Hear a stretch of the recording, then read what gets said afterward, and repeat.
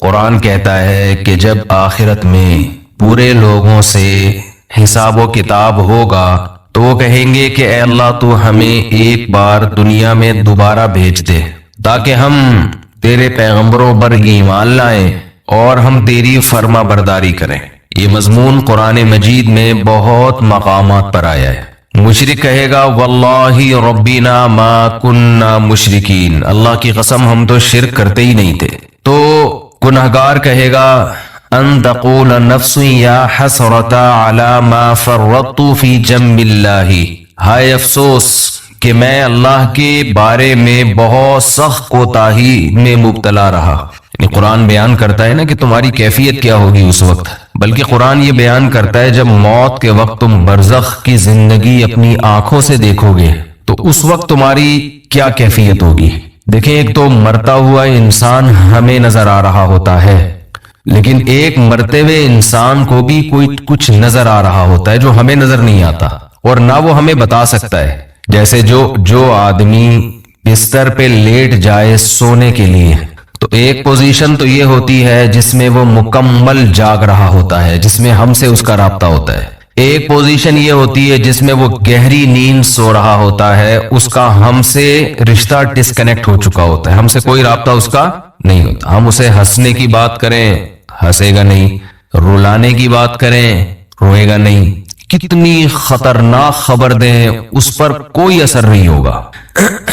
لیکن ہمیں یہ لگ رہا ہوتا ہے کہ یہ بے ہوش ہے، مگر وہ ایک الگ دنیا میں گھوم رہا ہوتا ہے۔ وہ جس دنیا میں گھوم رہا ہوتا ہے اس کے خواب کہا جاتا ہے، عالم خواب۔ وہ یہ سمجھتا ہے کہ یہ حقیقت ہے اس خواب کو۔ اچھے خواب بھی ہوتے ہیں، برے خواب بھی ہوتے ہیں۔ بعض اچھے خواب ایسے ہیں آنکھ کھلتی ہے تو انسان افسوس کرتا ہے یار میں تو سمجھ رہا تھا یہ سچی مچی کا ہو رہا ہے میرے ساتھ۔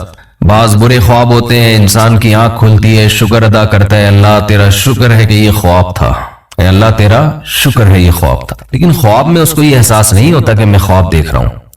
تو ایک کنڈیشن تو یہ ہے جس میں وہ بالکل ہم سے منقطع ہو چکا ہے، ایک کنڈیشن یہ ہے جس میں وہ ہم سے رابطے میں، ایک اس کے درمیان کی کنڈیشن ہوتی ہے جس کو میں پیار سے بٹوین کنڈیشن کہتا ہوں۔ کہتے نہیں انگلش میں اس کو بٹوین، لیکن درمیان ہے نا، دیسی انگلش ایسے ہی ہوتی ہے، کوئی بھی لفظ ادھار لے کے کہیں بھی لگا تو بالکل درمیانی کنڈیشن کیا ہوتی ہے جس میں وہ آدھا جاگ رہا ہوتا ہے اور آدھا سو رہا ہوتا ہے۔ کچھ یہاں کی بھی سن رہا ہوتا ہے، ہمیں لگتا ہے کہ یہ سویا نہیں ہے ابھی، لیکن تھوڑا غائب دماغ بن چکا ہوتا ہے، کچھ چیزیں اس کو وہاں کی خواب کی نظر آ رہی ہوتی ہیں۔ بالکل یہی کنڈیشن قرآن و سنت سے پتا چلتا ہے کہ جب انسان کی موت واقع ہونے والی ہوتی ہے تو ایک کنڈیشن یہ ہوتی ہے جس میں وہ مکمل حی ہے، مکمل زندہ ہے، جس میں وہ ہم سے بات چیت کر رہا ہوتا ہے۔ ایک کنڈیشن یہ ہوتی ہے جس میں وہ مکمل اس کی ڈیتھ ہو چکی ہوتی ہے، اس میں ہمارا اس سے کوئی رابطہ نہیں ہے، اس پہ جو گزر رہی ہے وہ جانے اور اللہ جانے۔ جیسے حضرت عمر نے فرمایا نا کہ حدیث میں آتا ہے نا کہ جو برا آدمی ہے جب اس کی میت کو قبر کی طرف لے کر جاتے ہیں تو کہتا ہے کہ تم مجھے کہاں لے کے جا رہے ہو، اور اچھے آدمی اچھا کیا کہتا ہے مجھے جلدی لے کر جاؤ۔ یہ برزخ کی باتیں ہیں جو وہ خود دیکھ رہا ہے۔ لیکن ایک حالت مرنے والے کی ایسی ہے جس میں وہ آدھا عالم برزخ میں اور آدھا عالم دنیا میں۔ اس کنڈیشن کو سکرات موت کہا جاتا ہے۔ سمجھ رہے ہیں بات کو؟ کیونکہ یہاں شرعی احکام چینج ہو جاتے ہیں۔ شریعت میں کچھ احکام ایسے ہیں کہ ابھی اس کا حکم کچھ اور ہے، مرنے کے بعد کچھ اور ہے۔ تو جب انسان مکمل حیات میں ہو تو اللہ نے اس کے لیے توبہ کا دروازہ کھولا ہوا ہے، چاہے اس کو 100% یقین ہو جائے کہ میں نے کل مرنا ہے یا 1 گھنٹے بعد مرنا ہے، لیکن توبہ کا دروازہ اس کے لیے بولے کھلا ہوا ہے۔ ایک آدمی نے ساری زندگی گناہوں میں گزاری، کفر میں، الحاد میں، شرک میں، خدا کا انکار کرتا رہا، اللہ کے ساتھ شرک کرتا رہا، شراب پیتا رہا، زنا کرتا رہا، 90 سال گزار دیے اس نے۔ اب اسے ڈاکٹروں نے بتایا کہ آپ کی ڈیتھ ہونے والی ہے، آپ کینسر کے مریض ہیں، آپ کا زہر یہاں تک پھیل گیا ہے، یا کوئی اور بیماری ہے جس میں زہر پھیلتا ہے، یہاں تک پھیل گیا کہ 24 گھنٹے میں کے اندر آپ کی ڈیتھ ہو جائے گی۔ یہ بھی اب توبہ کرے گا تو اللہ اس کی توبہ قبول کریں گے، یہ اللہ کا وعدہ ہے۔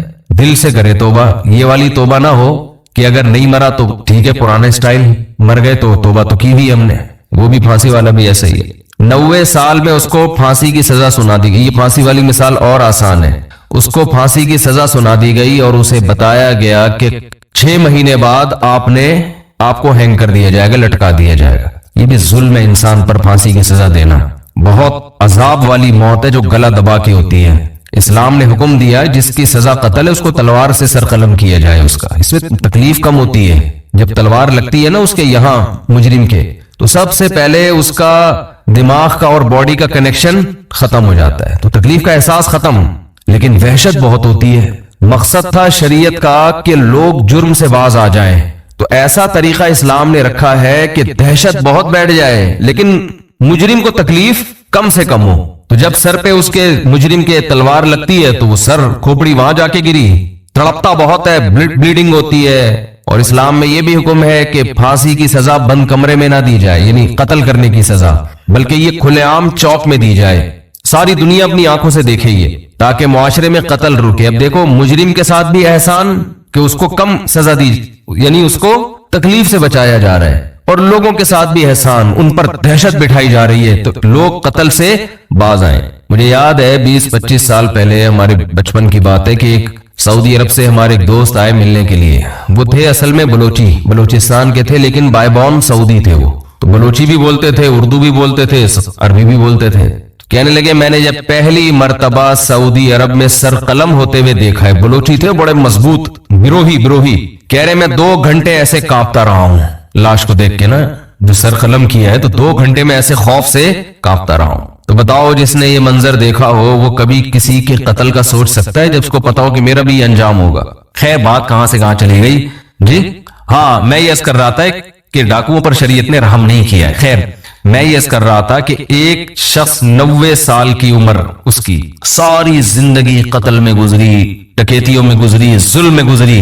کورٹ نے فیصلہ کیا جو کہ نہیں کرتی عام طور پہ، لیکن کر دیا کہ اس کو پھانسی پہ لٹکایا جائے گا، 6 مہینے بعد لٹکایا جائے گا۔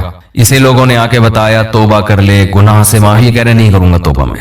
وہ 6 مہینے بھی اس نے گزار دی، کفر بکتا رہا، کوئی خدا نہیں ہے، کوئی مجھے دوبارہ رہائی ملی دوبارہ یہ کام کروں گا، یہاں تک کہ 1 ہفتہ رہ گیا، پھر اسے کسی مولانا صاحب نے کہا توبہ کر لے، کہہ رہے نہیں کروں گا توبہ، پھر 1 دن رہ گیا، پھر 1 گھنٹہ رہ گیا، پھر آخر کا 1 منٹ رہ گیا۔ اسے 6 مہینے پہلے بھی یقین تھا کہ مجھے قتل کیا جائے گا، لیکن توبہ نہیں کر رہی ہے، اس چانس پہ کہ شاید رہائی ہو جائے۔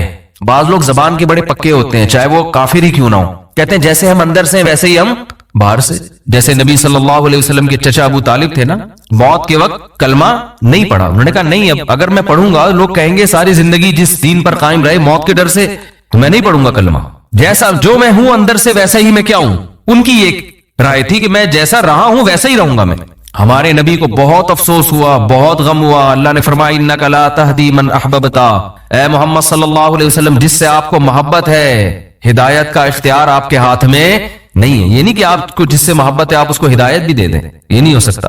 ہدایت تو جو چاہے گا اسے ملے گی، اور یہ اللہ کے ہاتھ میں ہے۔ حضرت بلال کا نبی سے کوئی رشتہ نہیں، غلام، رنگ بھی سیاہ، قوم بھی الگ، غلام، ان کو ہدایت مل گئی، چاہت تھی ان کے دل میں، طلب تھی۔ تو بعض ایسے ہوتے ہیں کہ وہ اقرار نہیں کرتے، وہ کہتے ہیں موت کے وقت بھی ہم نہیں، حالانکہ موت کے وقت ان کو یہ ہوتا ہے کہ شاید اسلام نے جو کچھ کہا ہو وہ سچ کہا ہو، لیکن وہ کہتے ہیں نہیں، جس پہ ہم زندگی میں رہے اسی پہ رہیں گے۔ تو یہ جو 90 سالہ شخص تھا جس نے سینکڑوں انسانوں کو قتل کیا، ہزاروں کو قتل کیا، خدا سے بغاوت کی، اللہ کے وجود کا انکار کیا، اس سے بڑا مجرم دنیا میں کوئی نہیں ہو سکتا تھا۔ اسے بتایا گیا 6 مہینے بعد تمہیں لٹکا دیا جائے گا۔ لوگوں نے کہا توبہ کر لے، اس نے کہا کہ نہیں، کیونکہ اس کو یہ تھا کہ شاید میں رہا ہو گیا، 1% چانس ہے، تو میں نے تو وہ بدماشیاں دوبارہ کرنی ہے، پھر میں کس منہ سے لوگوں کے پاس جاؤں گا؟ لوگ کہیں گے اچھا پہلے اسلام باطل تھا اب اسلام صحیح ہو گیا، تو اس نے ڈیلے کی۔ اس نے کہا نہیں، یہاں تک کہ اس کو لٹکانے میں 1 منٹ باقی ہے، 1 منٹ،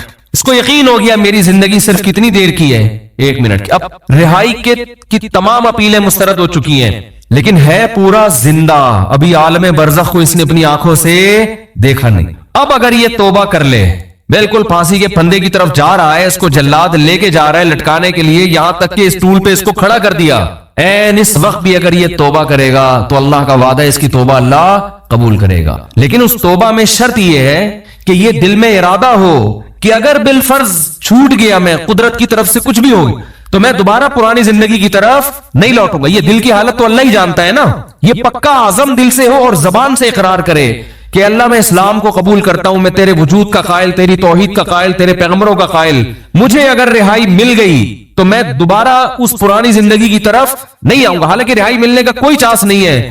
قرآن سے, صحیح احادیث سے, متواتر احادیث سے اہل سنت والجماعت کا عقیدہ ہے کہ اس وقت ایک سیکنڈ کی توبہ اللہ اس کے تمام گناہوں کی دیوار کو گرا ڈالے گی. وجہ کیا ہے؟ اس نے ابھی تک آخرت دیکھی نہیں ہے. اللہ اس کو بخشنے کا بہانہ کیا تلاش کرے گا؟ ہو سکتا ہے فرشتے اعتراض کریں, اللہ اب تو موت کا یقین ہے, اس کو اس کی توبہ کس بات کی؟ اللہ کہیں گے موت کا تو یقین ہے, لیکن فرشتے اور آخرت اس نے اپنی آنکھوں سے غیب پر ایمان ہے, اور غیب پر ایمان اللہ قبول کرتا ہے. بہت سے لوگ اس کنڈیشن میں بھی توبہ نہیں کرتے, بلکہ زیادہ تر تو نہیں کرتے. بہت مشکل ہے بھائی بات سمجھانا کیسے سب. کیا زیادہ تر لوگ اس کنڈیشن میں توبہ کرتے ہیں؟ بولو. نہیں کرتے. جاؤ ہسپتالوں میں کینسر کے مریضوں کو جا کے دیکھ لو, جیسے تھے ویسے کے ویسے ہی ہیں. غیر مسلموں کو دیکھ لو, بسترے مرگ پہ تڑپ رہے ہوتے ہیں. جو بت پرست تھا وہ بت پرستی میں ہی مرتا ہے, وہ پھر بھی نہیں کرتا توبہ. تو یہ بھی بہت 1% خوش قسمت لوگ ہوتے ہیں جو عین اس وقت میں توبہ کر لیں, ورنہ توبہ ہوتی نہیں ہے. اس ٹائم پہ بھی نہیں کرتے لوگ توبہ, دل سے ہو چکے ہوتے ہیں وہ. اب دیکھو آخری 1 منٹ رہ گیا ہے, اگر آج وہ دل سے توبہ کر لے, وہ پھانسی کے پھندے پہ لٹکنے والا.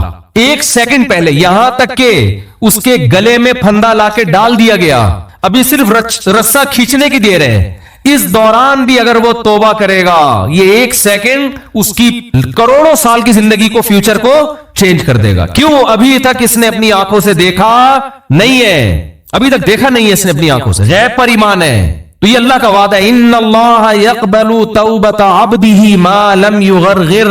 بخاری مسلم کی حدیث, نبی صلی اللہ علیہ وسلم نے فرمایا اللہ اپنے بندے کی توبہ اس وقت تک قبول کرتا ہے جب تک اس کو غرغرہ نہیں آتا. غرغرہ کا مطلب سکرات موت میں مبتلا نہیں ہو جاتا وہ. ہاں, جب اس کو ہینگ کیا گیا اور اس کی روح نکلنا شروع ہوئی, اور پھر اس نے برزخ کی زندگی اپنی آنکھوں سے دیکھ لی.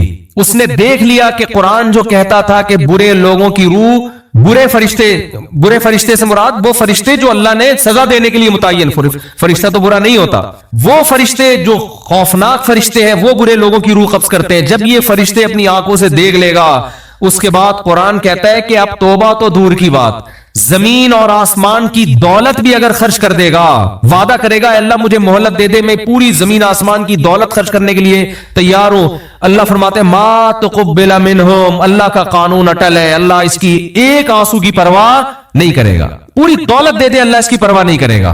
آج ملحد لوگ, ایتھیس لوگ کہتے ہیں خدا نظر نہیں آتا, جنت نظر نہیں آتی, جہنم نظر نہیں آتی, دکھاؤ.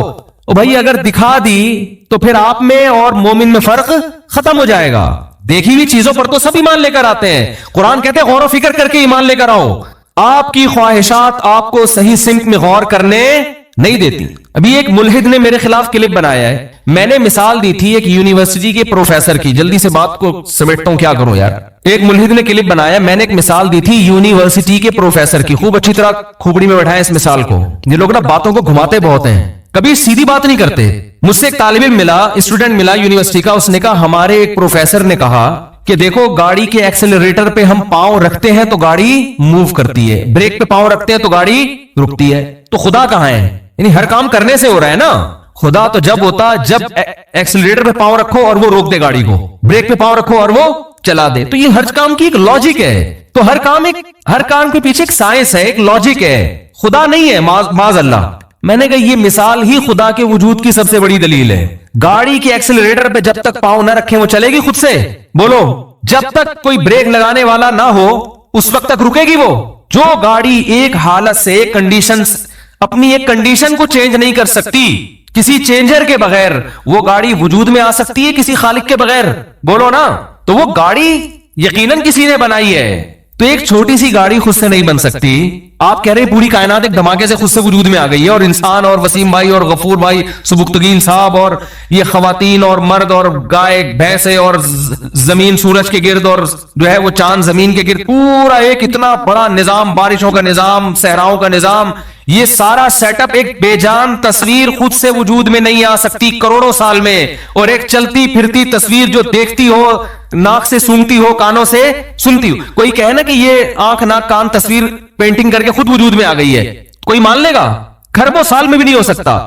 لیکن ایک ایسی آنکھ وجود میں آ گئی جس میں دیکھنے کی صلاحیت، ایک ایسی ناک وجود میں آ گئی جس میں سونگنے کی صلاحیت. یہ اور میرا اعتراض تھا، اس ملحد نے اس اعتراض کا جواب نہیں دیا. اس نے جواب کیا دیا ہے؟ اس نے کہا گاڑی کی مثال یہاں فٹ نہیں آتی، کیونکہ گاڑی بنی ہوئی چیز ہے، اس میں ایوولوشن نہیں ہوتا، اور اس کائنات ایوالو ہو کے یہاں تک پہنچی ہے. نہیں آئی بات سمجھ میں؟ کہہ رہے گاڑی جو ہے نا وہ ایوالو تھوڑی ہوئی ہے یہاں تک، گاڑی تو کسی نے بنائی ہے، تو گاڑی پہ فٹ نہیں ہو سکتا. سوال تربوز کے متعلق تھا، جواب میں کیا پیش کیا جا رہا ہے؟ خربوزہ. آپ سے سوال پوچھا امتحان میں، محمد بن قاسم نے ہندوستان پہ 17 کیا کیے؟ آپ نے کہا محمد بن قاسم ناشتے میں پراٹھا کھاتا تھا. اگلا بولے گا بھائی تم سے پوچھا کیا جا رہا ہے؟ وہ سوری محمود غزنوی نے، محمد بن قاسم نے نہیں. وہ صبح ناشتے میں کیا کھاتا تھا؟ تو یہ جواب تھوڑی ہوگا.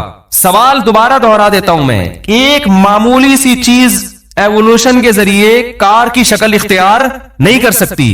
اتنی مینجمنٹ کہ ایکسیلیٹر کی جگہ ایکسیلیٹر ہو، بریک کی جگہ بریک ہو، اسٹیئرنگ کی جگہ ایسی بہترین مینجمنٹ. تو یہ ایوولوشن کوئی ایسی عجیب چیز ہے جس نے خود سے، یعنی نیچر ہے نا، نیچر اتنی ذہین، اتنی فتین، اتنی زبردست چیز ہے کہ خربوزے کے بیج میں اس نے ایسے سافٹ ویئر انسٹال کر دیے کہ جب زمین میں ڈالو تو پہلے پودا اگے گا، پھر پھول اگیں گے کیڑے مکوڑوں کو مائل کرنے کے لیے، پھر نر مادہ کا ملاپ ہوگا، پھر جب نر مادہ کا ملاپ ہوگا اس میں کچا پھل پیدا ہوگا، وہ پھل بڑا ہو کر دوبارہ خربوزہ بن جائے گا. ہر خربوزے میں دوبارہ ایسے سینکڑوں بیج ہوں گے جن کو ڈالو گے تو پھر یہی پروسیس ہوگا. ہزاروں سال سے یہ پروسیس ہو رہا ہے، اور یہ فطرت نے خود اپنے آپ کو مینج کر لیا. خدا کی قسم دنیا میں اس سے بڑا بیوقوف اور جھوٹا اور کذاب اور دجال کوئی نہیں ہوگا جو یہ دعویٰ کرے. آپ انسان کو مانتے ہو ایوولوشن ہو رہا ہے، ارتقاء، اردو میں ارتقاء کہتے ہیں اس کو. یہ کیا ارتقاء ہے یار؟ کہ دیکھو ارتقاء، بندر کروڑوں سال ترقی کرتے کرتے انسان تک پہنچ جاتا نا، یہ ہوتا نا ارتقاء.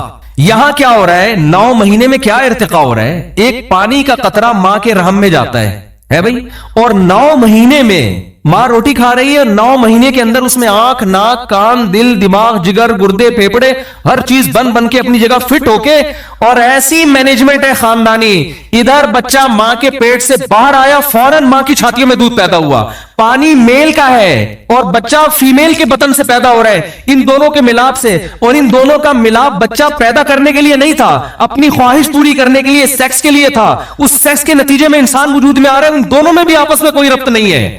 جانور جب میل فیمیل آپس میں ملتے ہیں ان کے دماغ میں بھی نہیں ہوتا کہ ہم نے نسل بڑھانی ہے، وہ اپنی خواہش پوری کرنے کے لیے ملتے ہیں. لیکن فطرت نے ایسی زبردست مینجمنٹ کی ہوئی ہے، ان کی خواہش پوری کرنے کے جذبے کو ان کی بریڈنگ کا ذریعہ بنا دیا. یہ بھائی ایسی مینجمنٹ اللہ کی قسم کروڑوں اربوں کھربوں سال میں بھی آٹومیٹیکلی خود بخود نہیں ہو سکتی. وہ سیکس کے لیے جا رہا ہے، اس کے پاس، اس کے دماغ میں نہیں ہے کہ اولاد پیدا ہوگی. اس کا آپس میں کوئی ربط نہیں ہے نا. انسان کا اور سیکس پورا کرنا تو ایک ہوس سمجھا جاتا ہے، ایک ہوس سمجھا جاتا ہے. میل فیمیل کی طرف مائل ہوتا ہے اولاد پیدا کرنے کے لیے نہیں. لیکن قدرت نے چونکہ نسل بڑھانی ہے تو قدرت نے کہا یہ نسل ان کے کنٹرول میں نہ رکھو، ان کے اندر ایسی خواہش پیدا کر دو میل فیمیل کے اندر، یہ اپنی خواہش کے لیے ملاپ کرے. اور فطرت اس ملاپ سے ایک نیا کام لے رہی ہے، انسانوں کی نسل بڑھانا، جانوروں کی نسل بڑھانا. حالانکہ ان دونوں، دیکھو مولانا سلوی تھانوی رحمۃ اللہ علیہ ایک بڑی پیاری مثال دیا کرتے تھے. کوئی مرد اور عورت جنگل میں پیدا ہوں، یعنی کوئی بچے ہوں، ان کو جنگل میں چھوڑ کے چلے جائیں آپ، ان کو نہیں پتا ہوگا نا کہ ہم دنیا میں کیسے آئے. وہ غور کرتے رہیں گے سائنسدانوں کی طرح نا بیٹھ کے. انہیں کوئی بتائے کہ تم ایسے وجود میں آئے کہ مرد اور عورت کا ملاپ ہوا، اس میں پانی کا ایک گندا قطرہ، اور وہ قطرہ دکھا دیا جائے کہ یہ ہے. اس میں ایسی صلاحیت ہے کہ یہ جب ایک خاص پروسیس کے تحت ماں کے رحم میں گزرے گا تو اس میں آنکھ، ناک، کان، دل، دماغ، جگر، تم جیسا انسان پیدا ہو جائے گا. مولانا تھانوی فرمایا کرتے تھے وہ 100 دفعہ آپ قرآن پہ ہاتھ رکھ کے قسمیں اٹھا لیں، وہ اس بات کا یقین نہیں کرے. وہ کہہ رہے ہو ہی نہیں سکتا. وہ فرضی مفروضے کرے گا، وہ کہے گا یہ نہیں ہو سکتا. جب تک وہ اپنی آنکھوں سے دیکھ نہ لے، دیکھے گا تو کہے گا کہ واقعی یہ ہوا ہے. ہم تو دیکھ رہے ہیں اپنی آنکھوں سے اس لیے مانتے ہیں. تو کیوں خدا کے دشمن بنے ہوئے ہو بھائی؟ مان لو اس خدا نے اور پھر دیکھو کہہ رہے کہ مٹی سے بنایا. قرآن کبھی کہتا ہے مٹی سے بنایا، کبھی کہتا ہے پانی سے بنایا. تو کہہ رہے قرآن کی آیتیں آپس میں ٹکرا رہی ہیں. قرآن ہی پڑھ لیا ہوتا تو آپ کو پتا چل جاتا. قرآن کہہ رہے سورہ حج کے پہلا رکوع، یا ایھا الناس ان کنتم فی ریب من البعث، ہے لوگوں اگر تمہیں یقین نہیں آتا نا میں مٹی کو دوبارہ کیسے انسان بناؤں گا، فَإِنَّا خَلَقْنَاكُم مِّن تُرَابٍ، سب سے پہلے ہم نے تمہیں مٹی سے بنایا، ثُمَّ مِن نُطْفَةٍ، پھر اس مٹی کو نطفے میں تبدیل کر کے پھر نطفے سے بنایا، ثُمَّ مِن مُضْغَةٍ، پھر اس نطفے کو ہم نے من علقہ خون میں تبدیل کیا، ثم من مضغہ پھر گوشت میں تبدیل کیا۔ تو قرآن کہیں کہتا ہے خون سے بنایا، قرآن کہیں کہتا ہے گوشت کے لوتھڑے سے بنایا، قرآن کہیں کہتا ہے مٹی سے بنایا۔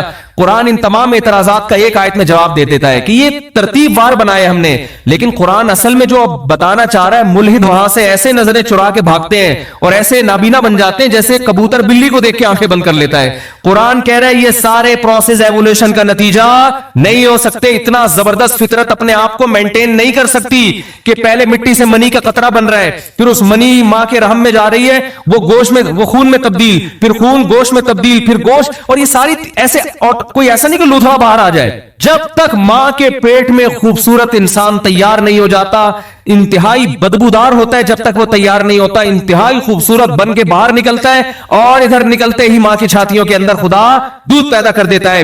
اے لوگوں، اگر تمہیں شک ہے خدا تمہیں مٹی میں جانے کے بعد دوبارہ کیسے زندہ کرے گا، اللہ فرماتے ہیں اپنے ماضی کی طرف دیکھو، جو اس طرح سے 9 مہینے کے اندر اتنے پروسیس سے گزار کے انسان بنا سکتا ہے ایک پانی کو، وہ اس مٹی میں جان ڈال کے تمہیں دوبارہ بھی انسان بنا سکتا ہے۔ تو سوال میرا کیا تھا اور جواب گھما دی، اور نیچے لوگوں کے کمنٹس ہیں، آپ تان کے رکھو ان مولویوں کو، کھینچ کے رکھو، اس طرح کی نا کمنٹس ہوتے ہیں لوگ کہ یہ لوگوں کو مذہب کے نام پہ الو بنا رہے ہیں۔ مذہب نے جتنا مولویوں کو جکڑا ہے نا، اتنا آپ لوگوں کو نہیں جکڑا۔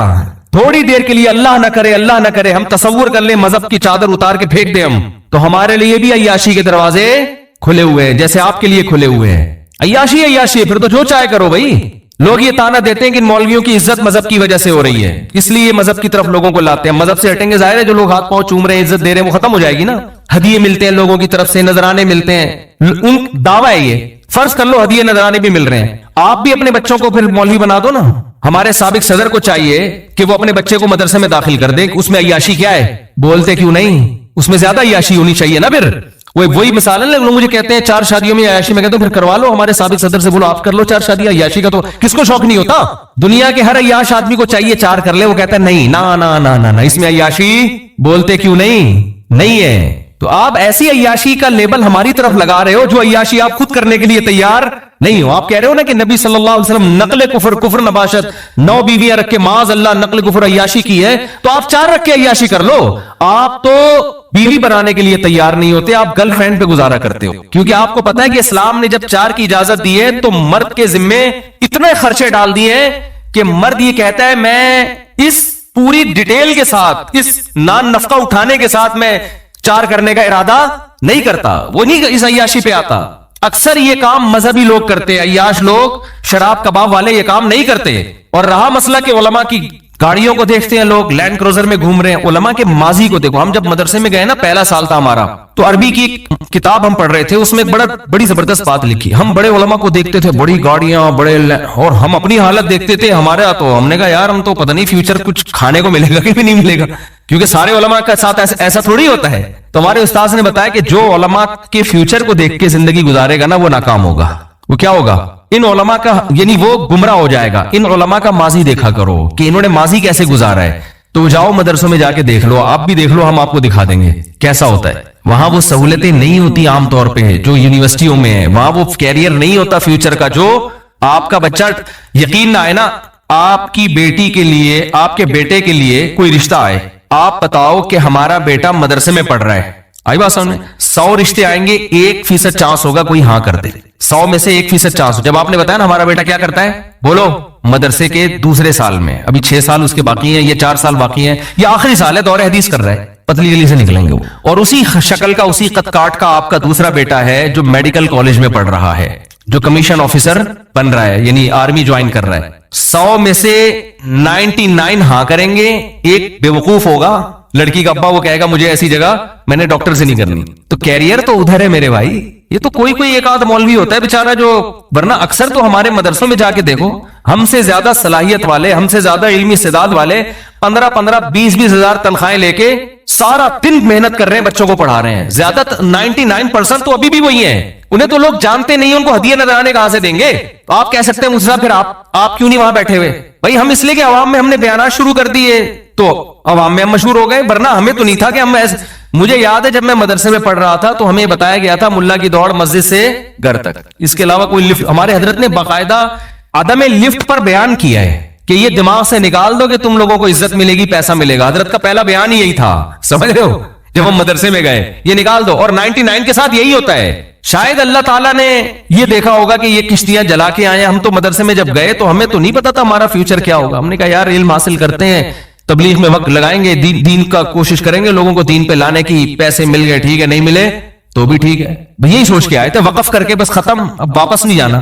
کسی کو مل جاتے ہیں، کسی کو نہیں ملتے، کسی کا کاروبار چمک جاتا ہے، کسی کو عزت زیادہ مل جاتی ہے، اکثر کو نہیں ملتی. اکثر ہمارے مدرسوں میں جو اساتذہ اور علماء کرام ہیں 99% غریب ہیں، حالانکہ علمی استعداد ان کی بہت زیادہ اور کام دین کا بہت کر رہے ہیں. سمجھ میں آ رہی ہے بات کہ نہیں آ رہی ہے؟ تو وہ یہ سمجھتے ہیں کہ یہ مولویوں نے نا اسلام پہ لوگوں کو لا رہے تاکہ ان کی دکانیں چلی رہے ہیں. تو مولوی کو میرے بھائی آپ کی دکان سے کوئی واسطہ نہیں ہے. وہ پہلے بیچارہ آتا ہے کشتیاں جلا کے آتا ہے کہ اللہ کھلائے گا اللہ پھر. ہمارے حضرت کا پہلا بیان تھا ملا کا رزق. حضرت فرماتے ہیں رزق کی فکر چھوڑ کے دین کے کام میں لگ جاؤ، رزق ٹکرے مارتا ہوا آئے گا، رزق ٹکرے مارتا ہوا آئے گا. اب ایسا ہی ہو رہا ہے کہ لوگ کھلا کھلا کے بھاگ رہے ہیں، ہم بکرے ہمارے پیچھے بھاگ رہے ہیں، اللہ نظر بس سے بچائے. اب ہم آگے آگے بھاگ رہے ہوتے ہیں، دمبے ہمارے پیچھے کھا لے. ہم کہتے نہیں کھاؤں گا یار، مروں گا یار، اور بھی دنیا میں کام ہے، اور بھی دنیا میں غم ہے. ابھی ہم تھر گئے، اللہ وہاں کے جو ہمارے میزبان تھے اللہ جزائے خیر دے، ہم جب وہاں پہنچے تو انہوں نے دسترخوان لگایا. میرے ساتھ جو ساتھی گیا تھا اس نے کہا تھر بیان میں آئے گا. میں نے کہا آج تھر کا کوئی تعلق نہیں آج کے ٹاپک سے، لیکن آ گیا نا بیان میں. میں تھر سے آیا ہوں نا، کل ریگستان نہیں ہے تھر، وہاں گیا تو ہمارے ایک دوست نے کہا مفتی صاحب جمعے کے بیان میں دیکھنا تھر پہ رپورٹ آئے گی. میں نے کہا نہیں آئے گی، میرا ٹاپک ہی جمعے کا یہ نہیں ہے. اب آ گئی، واقعی اس کو صحیح ہے. تو ہم وہاں بیٹھے ہو دسترخوان پہ، مولویوں کو دیکھو اللہ کیسے رزق کھلاتا، بٹیر ماشاءاللہ، اور اللہ بھلا کرے ہرن، اور یاد ہی نہیں آ رہی چیزیں. دیکھو وہ کہیں گے یار دیکھو کھا کے کیسے بھولے ہیں، خرگوش ٹھیک ہے نا، تیتر، بٹیر نہیں تھا تیتر تھا، مور. ایسا نہ وہ والے پہنچ جائیں گورنمنٹ کے لوگ، تیرے وہ سارا کام ان کا لیگل ہوتا ہے، لیگل کوئی کام نہیں کرتے، لائسنس ہے ان لوگوں کے پاس. تو ایسی چیزوں کے گوشت جو کبھی خواب میں دیکھے بھی نہیں، کھا نہیں سکتا انسان. ایک چیز کھائے گا بھائی. تو پھر کہنے حضرت یہ بھی تھوڑا. میں نے کہا یار انسان ہے، ہم خود ہرن تھوڑی ہیں پورا جنگل کھا جائیں. تو عرض یہ کرنا ہے کہ آپ علماء کے نا فیوچر کو دیکھ کے لوگ بہت متاثر ہوتے ہیں. تو ایسا نہیں ہے، ان کی بڑی، میں اپنے بارے میں نہیں کہہ رہا، لیکن علماء کی مدرسوں میں بڑی قربانیاں ہوتی ہیں، خاص طور پہ شہری لوگوں کی. ہم نے جو کالج میں ماحول گزارا نا، جب ہم مدرسے آئے ہیں تو ایسا لگتا تھا کہ جیل کی کوٹری. اس لیے نہیں کہ کوئی ظلم ہو رہا تھا وہاں پہ خدا نخواستہ، اس لیے کہ پڑھائی تھی وہاں. وہ لائف کو انجوائے کرنے کی اجازت نہیں تھی کہ پہلے گلے کالج پہنچتے پہنچتے راستے میں کوئی خربوزے والا کوئی تربوز والا نہیں چھوڑتے تھے. ہم سب کچھ کھاتے پیتے، پھر آخر میں گنے کے رس پینے کے بعد 2 گھنٹہ لیٹ پہنچے کالج میں. پھر وہاں جناب ہو رہا ہے، پھر جس دن موڈ ہوا کہ یار آج مزہ نہیں آ رہا کلاس میں، نکلو یار، تو نکل گئے جھوڑیا بازار. تقریب میں ایس ایم سائنس کالج کی جھوڑیا بازار نکل لیے. سارے ایسے کر رہے ہوتے ہیں، کوئی ہم اکیلے نہیں ہیں. جس دن موڈ اچھا ہے پڑھ لیا بیٹھ کے، موڈ اچھا نہیں ہے تو پھر میں تو کم از کم نقل نہیں کرتا تھا، ورنہ ہمارے جتنے ماشاءاللہ اسٹوڈنٹ تھے طبیعت سے پھرے لے کے جاتے تھے ایگزامینیشن ہال میں، ان کو پڑھنے کی ضرورت ہی نہیں ہے. ایک لڑکا کل مجھے ملا فیل ہو گیا. میں نے کہا فیل ہونے کا آپ کے پاس آپشن ہی نہیں تھا، آپ نے انٹر کیا، آپ تو پھرے لے کر پوری کلاس پھرے لے کر جا رہی ہے. کہہ رہے یار میری پینٹ میں کوئی جگہ ایسی نہیں تھی جہاں میں نے پھرے، سمجھتے ہیں نا، رکھے ہوں گے آپ لوگوں نے بھی. کہہ رہے کوئی پینٹ میں جگہ ایسی نہیں، کوئی قمیض ایسی نہیں، کوئی کرتا. کراچی کی بھی ماشاءاللہ حکومتی سطح پہ یہ کام ہو رہا ہے الحمدللہ. ایگزامینیشن ہال میں کراچی میں جو طالب علم کتاب لے کے پڑھ رہا ہے، دنیا میں اس سے بڑا بیوقوف کوئی پیدا ہی نہیں ہوا آج تک. بس دیکھ کے کتاب سمجھ میں آنی چاہیے. اب کراچی والوں نے یہ کیا کہ دیکھ کے بھی اتنی صلاحیت ختم ہو گئی ہے کہ پھرا رکھ کے بھی سمجھ میں نہیں آ رہا ہوتا. حقیقت وہ لڑکا جو کل مجھے ملا ہے نا، آپ بھی تھے نا ساتھ میں نے کہا تم فیل کیسے ہو گئے؟ کہہ رہے کتابیں لے کے بھی گیا میں امتحان گاہ میں، پھرے بھی تھے، سب کچھ تھا. ٹیچر نے باہر نکل کے بیٹھ گیا. ٹیچر نے کہا شور نہیں مچانا، جس نے جو کرنا ہے کر لے، یہاں بیٹھ کے پیپر حل کرے، شور نہیں، آواز نہیں آنی چاہیے. اتنے الحمدللہ بھی آداب ہیں کہ شور نہیں ہونا چاہیے، چپ کر کے نقل بھی کرنی ہے، چپ کر، شور نہیں آئے. کہہ رہے وہ کرسی باہر ڈال کے بیٹھ گئے ایگزامینر. تو کہہ رہے ہم نے دبا گیا، چھاپ رہے پھر بھی فیل ہو گیا. اتنا بھی نہیں پتا کہ یہ سوال آپ سے محمد بن قاسم کے بارے میں پوچھا ہے کہ وہ سندھ میں کم داخل ہوا، پھرے میں لکھا ہے محمد بن قاسم صبح چائے پیتے تھے. یعنی اتنی صلاحیت بھی نہیں ہے کہ یار جو سوال پوچھا جا رہا ہے یہ پھرا اسی کا ہے یا کسی اور چیز کا ہے. بس جو نکالا شاید یہی اس کا جواب، وہی چھاپ کے آ گئے. یہ کام تو ملحد نے نہیں کیا یار. تو یہ ہے اٹ از کالڈ کراچی. یہاں سے سائنسدان پیدا ہوں گے عظیم. بس ختم کر رہا ہوں میں. یہاں سے کون پیدا ہوگا؟ یہ مولویوں کا قصور نہیں ہے. آج ہر ملبہ مولویوں پہ گرایا جا رہا ہے. مذہب ہے جو سائنسی ترقی میں رکاوٹ بن رہا ہے. میں مذہبی گھرانے کا تھا الحمدللہ، اس لیے میں نقل نہیں کرتا تھا. مجھے ٹیچروں نے کتابیں، جب میں سیکنڈ ایئر میں تھا ٹیچر نے خود کتاب لا کے دی، بولا 50 روپے دے. تو میں نے کہا 1 روپیہ بھی نہیں دوں گا اور یہ لے کے جاؤ یہاں سے، اس لیے کہ میرے والد نے منع کیا ہوا تھا بیٹا گناہ ملتا ہے، قیامت کے دن سزا ملتی ہے. اور اگر میں نقل کرتا تو مذہب کو چھوڑ کے کرتا میں. تو یہ جو آپ کے ملک میں ترقی نہیں ہو رہی، یہ مذہب کا اس سے تعلق نہیں ہے، یہ آپ کا اپنا یہ لبرل لوگ ہیں جو یہ برباد کیا ہوا ہے انہوں نے ہمارا معاشرہ. اور ہر وہ چیز بھی کہہ رہے ہیں، دیکھو پاکستان ایک اسلامک کنٹری ہے لیکن اس میں کرپشن دیکھو کتنی ہے. اسلامک کنٹری نام کا ہے، اگر حقیقت میں ہوتا تو کرپشن نہ ہوتی. اسلام سے زیادہ مجرم کے لیے سخت، اسلام چور کا ہاتھ کاٹنے کا حکم دیتا ہے. دنیا میں ہے کوئی ایسا مذہب؟ اتنی چوری کرنا سے اللہ کا مال چوری کیا مخلوق کا، اللہ کو اپنے بندوں کا، ہیومن رائٹس کا اتنا خیال ہے. دیکھو نماز قضا کر دو، ہاتھ کاٹنے کا حکم نہیں ہے. اللہ نے کہا توبہ کر کے مجھے مناؤ، کیونکہ ہیومن رائٹ سے اس کا تعلق نہیں ہے، اس کا تعلق کس سے ہے؟ خدا کے حق سے ہے. اللہ نے کہا مجھے مناؤ، توبہ کرو. بہت بڑا جرم کیا، آخرت میں سزا ملے گی، دنیا میں نہیں. توبہ کرو میرے سامنے. حج آپ نے نہیں کیا، فرض ہے، کوئی سزا ہے اسلام میں؟ کتنا بڑا حکم ہے نا اللہ کا. اللہ نے دھمکیاں دی ہے، میں اس سے بے پرواہ ہوں، آخرت میں سزا ملے گی، دنیا میں نہیں. چوری کر دی، کسی کے پیسے چرا لیے، اللہ کو اتنا غصہ ہے کہ اس کا ہاتھ کاٹ دو. تو ہیومن رائٹس لبرل لوگوں کے یہاں زیادہ ہے، اسلام کے یہاں زیادہ ہے. اسلام کے یہاں زیادہ ہے. اسلام کہہ رہے ہیں حقوق العباد میں صرف اللہ سے معافی مانگنا کافی نہیں ہے، اس بندے سے بھی معافی منگوانی پڑے گی. یہ ہمیں ہیومن رائٹس کا بتائیں گے جو تبھی دیکھو یہ کیا حال ہوا ہے ہمارے ملک کا. تو مذہب نہ ہونے کا یہ نتیجہ ہے. اور میں کہتا ہوں یورپ میں، اگر لوگ کہتے ہیں یورپ میں مذہب نہیں ہے، امریکہ میں مذہب نہیں ہے، اتنے اچھے قانون، میں کہتا ہوں اگر مذہب ہوتا تو اس سے زیادہ اچھے ہوتے، وہ اس سے زیادہ اچھے ہوتے. تو مذہب ہمیشہ خیر ہی پیدا کرتا ہے. مذہب ہمیشہ شر کو، صحیح مذہب ہو اگر وہ شر کو ختم کرتا ہے. تو لیبل کافی نہیں ہے مذہب کا، مذہب کو فالو کرنا پڑے گا آپ کو. تو بس جلدی سے بات ختم کرتا ہوں میرے بھائی. اللہ کا قانون یہ ہے کہ جب تک اپنی آنکھوں سے موت کے فرشتے نظر نہ آئے اس وقت تک اللہ نے توبہ کا آپشن رکھا ہوا ہے. اور جب یہ منظر آپ نے اپنی آنکھوں سے دیکھ لیا، اللہ کہتے ہیں بیڑیاں رگڑتا رہے گا، کلا انہا کلمۃ ہوا قائلھا، توبہ کا کلمہ تیری زبان سے نکلا ہوا ایک کلمہ ہے جو ہوا میں تحلیل ہو کے ختم. اللہ کے ہاں اس کی کوئی ویلیو نہیں. نبی صلی اللہ علیہ وسلم نے فرمایا کہ جہنم کی آگ سمندر کا پانی خوش نہیں کر سکتا، حدیث کا مفہوم ہے، لیکن 2 قطرے جہنم کی آگ کو ٹھنڈا کر دیتے ہیں. ایک اللہ کے راستے میں شہید ہوتے ہوئے، جو شہید کے خون کا پہلا قطرہ زمین پہ گرنے سے پہلے اس جہنم کی آگ کو اللہ ٹھنڈا کر دیتے ہیں. ایک اللہ کے خوف سے رویا ہوا آنسو. کیا زبردست مثال ہے. اتنا سا آنسو ہے لیکن اللہ جب تک زندہ ہے آپ، اس آنسو کی اللہ کی نظر میں ایسی ویلیو ہے کہ یہ جہنم کی بھڑکتی ہوئی آگ کو ٹھنڈا کرنے کے لیے کافی ہے. تو بھائی خوش قسمت وہ ہے جو موت سے پہلے توبہ کرے. اب آپ یہ نہ سوچیں کہ یار ٹھیک ہے آخری پھندے تک لٹکنے تک آخری منٹ میں بھی توبہ قبول ہوتی ہے تو ڈیلے کر لو. تو یہ دو گڑبڑے کا اندیشہ اس میں. نمبر 1، آپ کو کیا پتا کہ آپ کس وقت مریں گے، آپ کا آخری منٹ کب آئے گا؟ سمجھتے ہو؟ پھانسی کے مجرم کو تو پتا ہوتا ہے لٹکنے والا ہوں، ہر موت مرنے والے کو یہ پتا نہیں ہوتا. دوسری بات یہ کہ مشاہدے پر مبنی یہ حقیقت ہے جو موت کی وجہ سے توبہ کو ڈیلے کرتا ہے، ایسے لوگوں میں اکثر توبہ نہیں کرتے. آپ دیکھ لو غیر مسلموں میں جوانی میں توبہ کرنے والے، اسلام قبول کرنے والے زیادہ ہیں، بڑھاپے میں اسلام قبول کرنے والے کم ہے. حالانکہ جوانی میں غیر مسلم بننے میں عیاشی زیادہ ہے، بڑھاپے میں تو ویسی عیاشی نہیں ہے نا. لیکن اس کو تو فائدہ ہی فائدہ ہے، بوڑھے آدمی کو اسلام قبول کر لے، توبہ کر لے. بھائی اب تو کچھ تیری زندگی تو گزر گئی ہے عیاشیوں میں، اب تو جائے گا جنت میں. لیکن دل ایسا سخت ہو جاتا ہے وہ نہیں کرتا. جوان آدمی وہ جلدی کر لیتا ہے، حالانکہ اس کو قربانی زیادہ دینی پڑ رہی ہے. آپ دیکھ لو دنیا میں توبہ کرنے والے جوان آپ کو زیادہ ملیں گے، بوڑھے ہیں لیکن کم ہیں. اسی طرح توبہ کرنے والوں، اسلام قبول کرنے والوں میں جوان غیر مسلم زیادہ ہیں، بوڑھے کم ہیں. تو اس لیے کبھی بھی اس حماقت پہ توبہ کو ڈیلے نہیں کرنا چاہیے کہ مہلت تو اللہ نے دی ہوئی ہے. اور دوسری بات، جتنی جلدی توبہ کرو گے خیر اور برکتیں اتنی زیادہ ہوں گی. آپ نیکیاں زیادہ کما لو. ٹھیک ہے کوئی غیر مسلم آخری وقت میں مسلمان ہو رہا ہے، توبہ کر رہا ہے، گناہ معاف ہو گئے، لیکن نیکیوں کا موقع اس کو بہرحال ٹھیک ہے اللہ اس کو جنت میں داخل کر دیں گے، لیکن وہ زیادہ اونچے درجات تک نہیں جا سکتا.